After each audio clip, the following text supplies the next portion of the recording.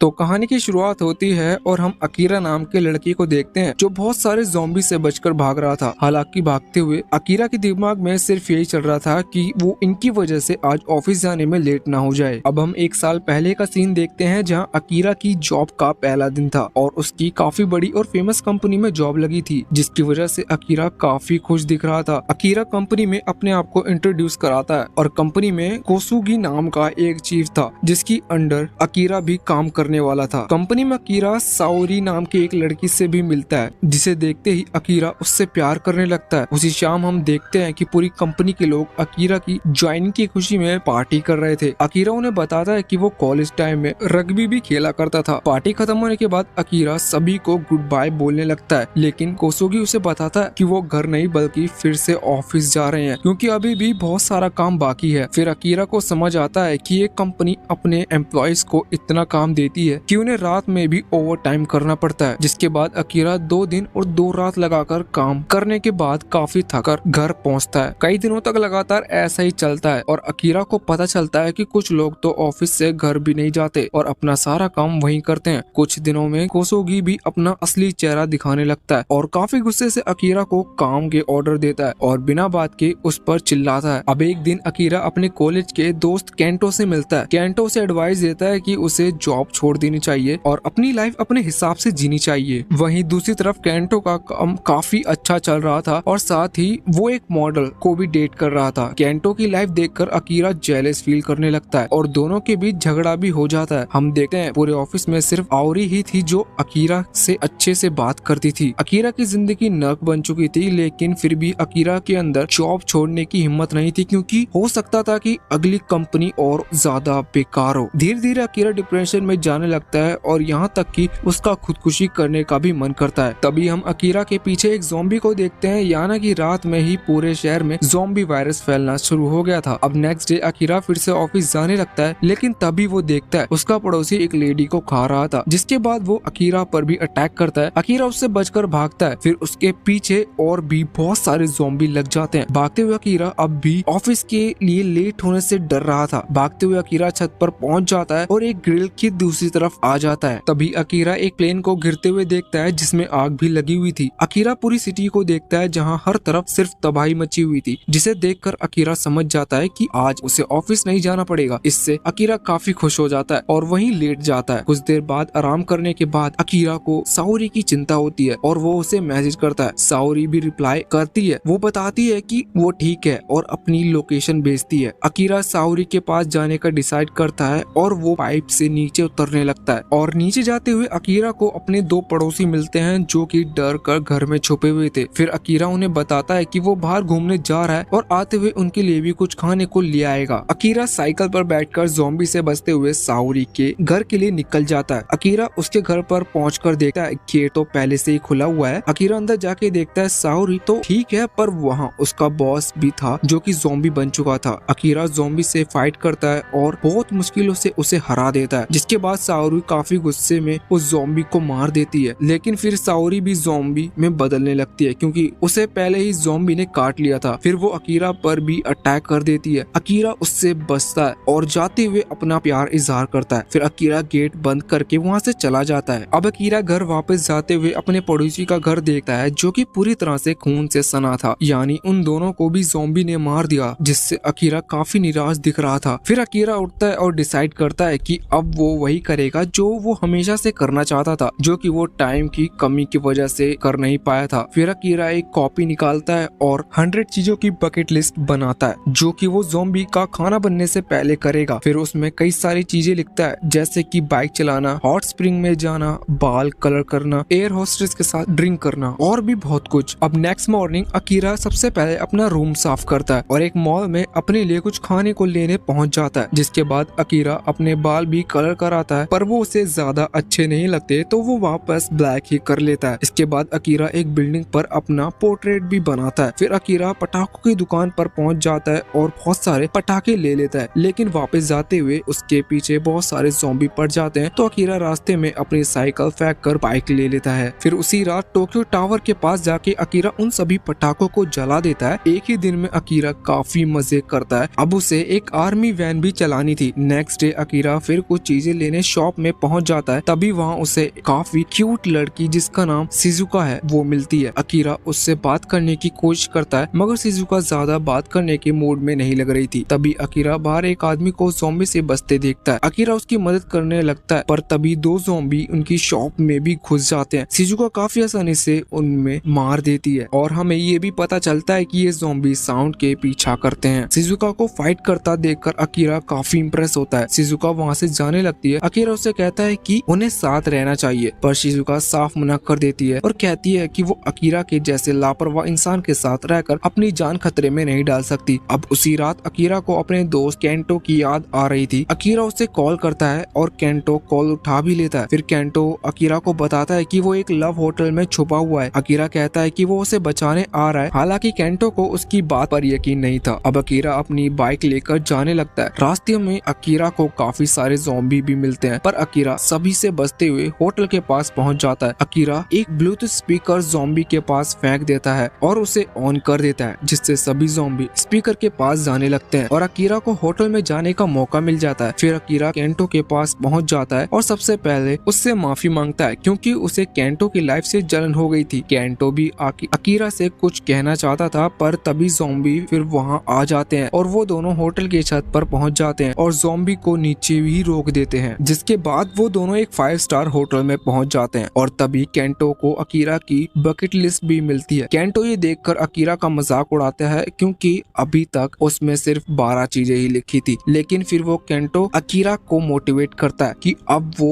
जो चाहे वो कर सकता है। फिर अकीरा अपनी बकेट लिस्ट में एक और चीज ऐड करता है। अकीरा हमेशा से एक हीरो बनना चाहता था। फिर अकीरा लिखता है कि वो एक ऐसा हीरो बनेगा जो दूसरों की मदद करता है। नेक्स्ट डे केंटो अपने फोन पर देखता रहता है कि ज़ॉम्बी वायरस पूरे टोक्यो में फैल चुका है। तो केंटो अकीरा से जल्द टोक्यो से निकलने की कहता है पर अकीरा उसे बताता है कि पहले उन्हें मरीन एक्वेरियम जाना होगा जहाँ एक सूट है जिसके अंदर शार्क भी इंसानों को नहीं काट सकती। जिसके बाद ज़ॉम्बी भी अकीरा को कुछ नहीं कर सकते। दोनों ही वहाँ जाने का डिसाइड करते हैं पर पहले कुछ खाने का सामान लेने एक स्टोर में जाते हैं। अकीरा को एक आरवी खड़ी दिखती है जिसे ड्राइव करना भी अकीरा की लिस्ट में था। लेकिन तभी वहाँ एक बस एक्सीडेंट हो जाता है जिसमें बैठे लोग टोक्यो छोड़कर जाने की कोशिश कर रहे थे। अकीरा और केंटो कुछ लोगों को बचाने के लिए स्टोर के अंदर बुला लेते हैं जिसमें 2 लड़कियां, एक बस ड्राइवर और वो लड़की शिजुका भी थी। फिर बस ड्राइवर बताता है कि उन्हें एक जगह का पता चला था जहां उन्हें ज़ॉम्बी से डरने की जरूरत नहीं थी और वहां लाखों मछलियां हैं तो उन्हें खाने की दिक्कत नहीं होगी। यह वही जगह है जहां अकीरा को सूट लेने जाना है। ड्रिंक करते हुए केंटो उन लड़कियों के काफी क्लोज आ जाता है और फिर उनके साथ चला भी जाता है। अकीरा को यह बिल्कुल अच्छा नहीं लगता क्योंकि वो अकेले ही रह जाता है। तभी वहाँ शिजुका भी आ जाती है और वो अकीरा को समझने लगती है कि उन्हें इस सिचुएशन को हल्के में लेना नहीं चाहिए। पर तभी वो ड्राइवर ज़ॉम्बी बनकर उठ जाता है और शिजुका अकीरा उससे बचकर भाग जाते हैं। दूसरी तरफ केंटो उन दोनों लड़कियों के साथ मजे कर रहा था पर तभी वो ज़ॉम्बी वहाँ आकर दोनों लड़कियों को काट लेता है। अकीरा और केंटो गेट खोलने की कोशिश करने लगते हैं पर तभी शिजुका को उन तीनों ज़ॉम्बी ने घेर लिया था तो वो पटाखे जला देता है जिससे ज़ॉम्बी डिस्ट्रैक्ट हो जाते हैं और वो तीनों स्टोर से बाहर आ जाते हैं। जिसके बाद वो तीनों आरवी वैन में जाके बैठ जाते हैं और इस बार शिजुका भी उनके साथ आ जाती है। फिर अकीरा शिजुका से कहता है कि उसे भी उनके साथ ही चलना चाहिए क्योंकि वो भी एक्वेरियम ही जा रहे हैं तो वो उसे रास्ते में छोड़ देंगे। शिजुका भी इसके लिए मान जाती है और वो तीनों जाते हुए रास्ते में काफी सारी मजेदार चीजें भी करते हैं जैसे सर्फिंग बोर्ड पर योगा करना, पैराग्लाइडिंग, जंगल में कैंप फायर और आखिर में वो तीनों एक हॉट स्प्रिंग में नहाने भी जाते हैं। अब हम देखते हैं शिजुका को भी उनसे अलग होने का मन नहीं कर रहा था। फिर कुछ दिनों बाद वो एक्वेरियम पहुंच जाते हैं पर किसी ने रास्ते में कील बिछाई हुई थी जिसकी वजह से उनकी गाड़ी का टायर पंचर हो जाता है और एक्सीडेंट से अकीरा बेहोश भी हो जाता है। जब अकीरा को होश आता है वो अपने चीफ कोसुगी को सामने देखता है। अकीरा को लग रहा था कि वो सपना देख रहा है पर ऐसा नहीं था। कोसुगी उसे बताता है कि वो अपनी टीम के साथ यहाँ एक एड शूट करने आया था पर पेंडेमिक के शुरू होते ही उन्होंने इस जगह को अपना बेस बना लिया। कोसुगी ने उस जगह को भी अपनी कंपनी जैसा बना दिया था। जो भी लोग वहाँ बचने आते कोसुगी उन्हें रहने की जगह के बदले उनसे काफी काम कराता था। अकीरा देखता है उसके पड़ोसी मरे नहीं थे बल्कि वो भी वहाँ बचने के लिए आ गए थे और कोसुगी, शिजुका और केंटो भी वहाँ काम कर रहे थे। कोसुगी बताता है उन्होंने मेन गेट पर काफी सारे ज़ॉम्बी बंद कर रखे हैं जो उनका सिक्योरिटी का काम करते हैं जिससे कोई उनके बेस से खाना चुराने की भी सोचे ना। और जब कोसुगी के लोग कुछ सामान लेने आना या जाना होता है तो वो एक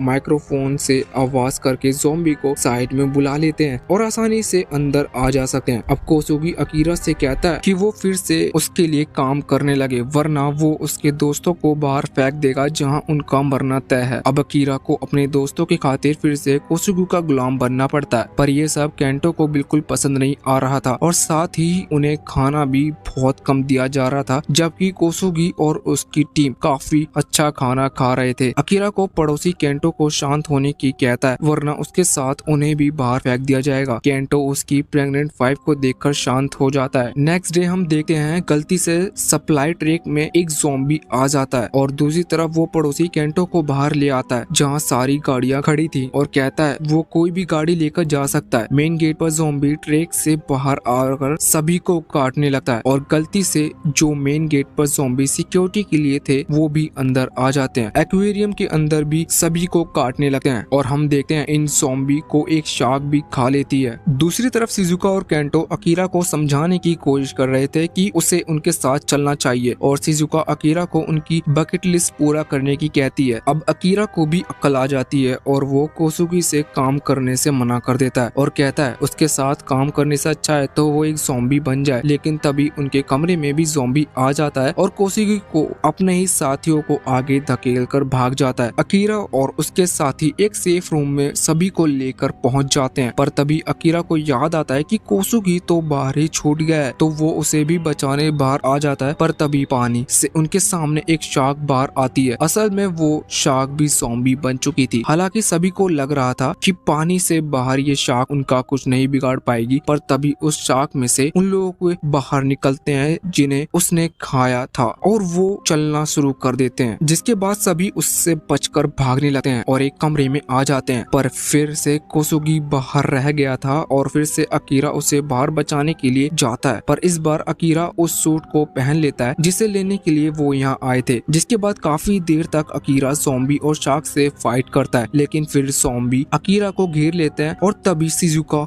2 माई के साथ वहाँ आती है और माई को पानी में फेंक देती है, जिस वजह से सभी ज़ॉम्बी भी पानी में गिर जाते हैं। पर वो शार्क अभी भी नहीं मरी थी, जिसके लिए शिजुका एक प्लान बनाती है और बताती है अगर अकीरा इन 2 बैटरी को हाथ में रखकर शार्क की नाक पर मुक्का मार दे तो शार्क मर सकती है, क्योंकि अकीरा का सूट इलेक्ट्रिक प्रूफ है और शार्क का वो हिस्सा काफी सेंसिटिव होता है। काफी फाइट करने के बाद अकीरा शार्क की नाक पर मुक्का भी मार देता है, जिसकी वजह से शार्क की पूरी बॉडी में करंट फैल जाता है और शार्क वहीं मर जाती है। जिसके बाद हम देखते हैं सभी लोगों को वो जगह छोड़कर जाने लगते हैं और ये देखकर कोसुगी खुश नहीं दिख रहा था। वो सभी को रोकने की कोशिश करता है, पर उसकी बात कोई नहीं मानता। अकीरा शिजुका और केंटो के साथ निकल जाते हैं और रास्ते में केंटो भी बकेट लिस्ट पर अपना सपना लिख देता है, जो कि एक कॉमेडियन बनना था। फिर शिजुका लिखती है कि उसे एक डॉक्टर बनना है। जिसके बाद तीनों दोस्त एक नए सफर के लिए निकल जाते हैं और इसी जगह पे हमारी ये मूवी की एंडिंग हो जाती है। अगर आप सभी को ये मूवी की एक्सप्लेनेशन पसंद आई हो तो प्लीज हमारे चैनल को सब्सक्राइब जरूर कर लेना, क्योंकि इन फ्यूचर आपको ऐसे ही मूवी की एक्सप्लेनेशन मिलती रहेगी और नोटिफिकेशन को अलाउ जरूर करना। तो मिलते हैं नेक्स्ट मूवी में।